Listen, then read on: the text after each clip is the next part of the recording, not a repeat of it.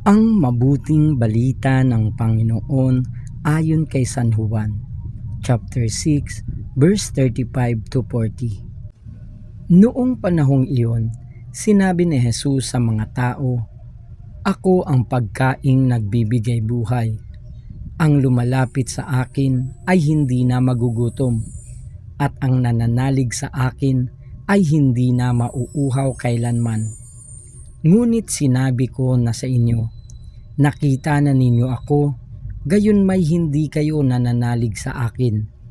Lalapit sa akin ang lahat ng ibinibigay sa akin ng Ama, at hindi ko itataboy ang sino mang lumalapit sa akin, sapagkat ako'y bumaba mula sa langit, hindi upang gawin ang kalooban ko, kundi ang kalooban ng nagsugo sa akin. At ito ang kanyang kalooban.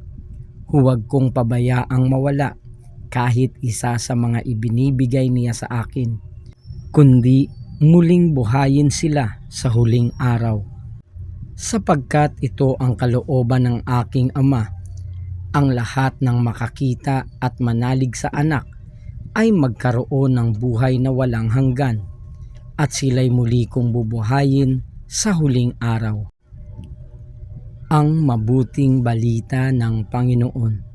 Pinupuri ka namin, Panginoong Hesukristo.